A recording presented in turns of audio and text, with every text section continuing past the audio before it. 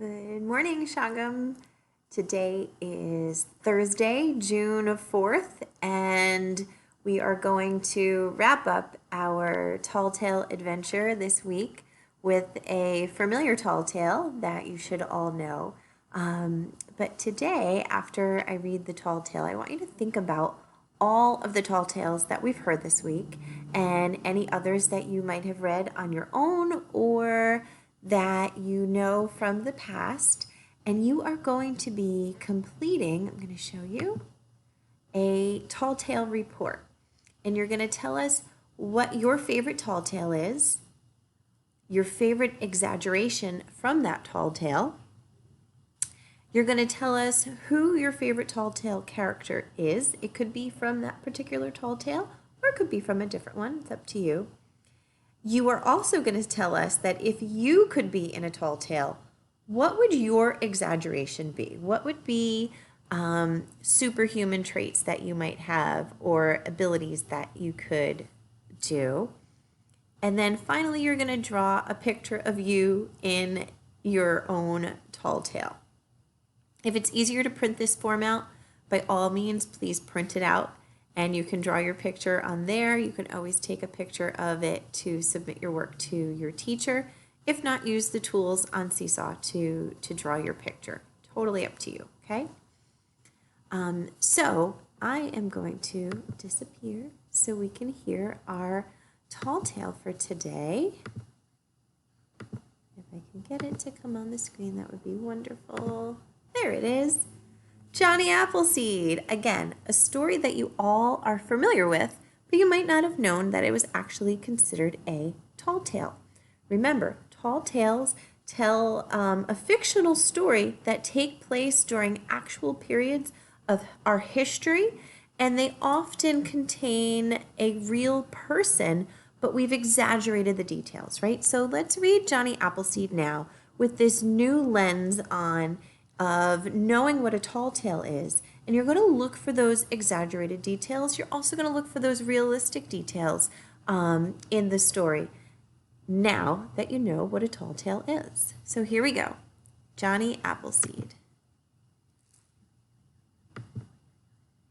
Long, long ago, a wee baby was born in Massachusetts and given the name John Chapman. In those days, most Americans lived on the East Coast, and they were only beginning to move west into Ohio, Pennsylvania, and Indiana. You might ask why we still remember humble John Chapman even today. He did not lead armies into battle or run the government. He did not found a city or invent something important. No, we remember John Chapman for something simpler, something smaller. And that something is part of his name. You've probably heard of him, too. His nickname was Johnny Appleseed. Now, some people say Johnny Appleseed loved apples right from the start. When he was still a babe in his cradle, they said he would fuss and cry something spectacular until his mother fed him applesauce or gave him cider or brought him apple blossoms. That baby boy would giggle for hours watching the branches of an apple tree sway in the breeze. When he grew a little older, an apple was his favorite ball for catching, and the branch of an apple tree was his favorite perch for daydreaming. He loved the other trees of the forest, too. His mother taught him the names of all the plants and animals. He loved the animals, and they loved him right back. Does with their fawns would come up to lick his hand. Crows would bring him shiny bits and bobs they found by the sides of the roads. And bears would lead him to the ripest berry patches. When he had grown into a young man, Johnny's feet began to itch. You see, Johnny's itching feet were telling him it was time to leave home and see the world. But Johnny did not mean to merely wander. Oh no, Johnny Appleseed had a mission in mind when he was getting ready to leave home. He knew people were fast moving west. Where they were moving, though, there were no apple trees. Johnny couldn't imagine a life without apples. He didn't want the pioneers in their new homes to be missing out on apple cider and applesauce and apple pies and apple turnovers and apple cake and, you get the idea. So Johnny went, and he gathered a big bag of apple seeds from the mill where they pressed apple cider. They had no use for the seeds at the mill, so they were happy to let Johnny take them. Soon Johnny was ready to leave home. He had his bag of seeds, and he took a cooking pot so he could make dinner wherever he went. He carried the bag in his hand, but he wore the pot on his head where it made a fine hat. Johnny walked and he walked, walking circles through New York, Pennsylvania, Ohio, and Indiana. He walked through rain and he walked through snow. Sometimes he walked on roads and his journey was easy.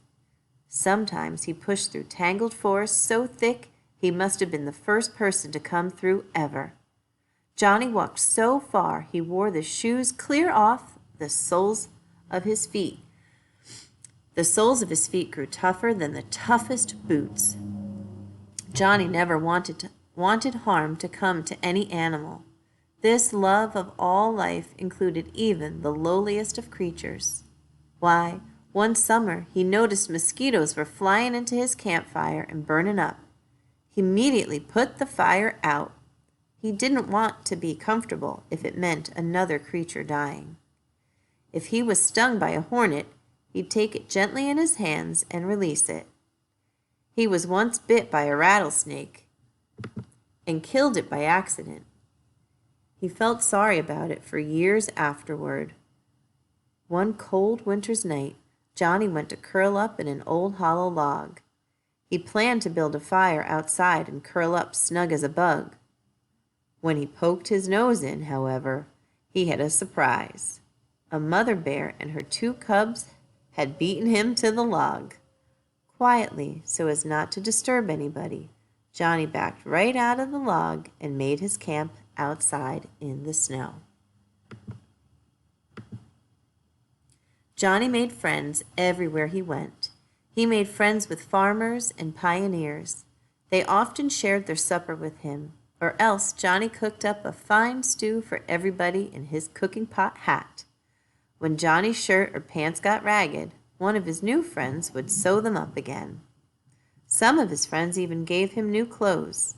And every time they said goodbye, Johnny left his friends with small sacks of apple seeds to plant on their own farms. Decades later, you could tell where Johnny Appleseed had been by the orchards that grew up behind him. The longer Johnny walked, the less respectable he looked. At times, he wore nothing more than a grain sack with a hole in the bottom for his head and the length of twine for his belt. But folks didn't mind. They knew old Johnny Appleseed was on a mission. He loved to stop and chat and tell his life story. Long after he'd walked on, Johnny's friends talked about how generous he was and about his kindness to animals. And he grew in their memories as the apple trees grew taller and stronger and bore loads of fruit. Johnny Appleseed walked for years and years. Little girls he'd brought ribbons became grandmothers, and little boys he'd carved wooden soldiers for became old men. Then one day, Johnny Appleseed planted his last tree. He lay down in one of the first orchards he planted, and he slept his last sleep. Even today, if you go to the right place in Ohio, throw your head back and take a big sniff. Did you catch a hint of apple blossoms in the air? That's the spirit of Johnny Appleseed passing by. So there you have it, the story of Johnny Appleseed, hopefully seen through new eyes, as you now know that it is a tall tale.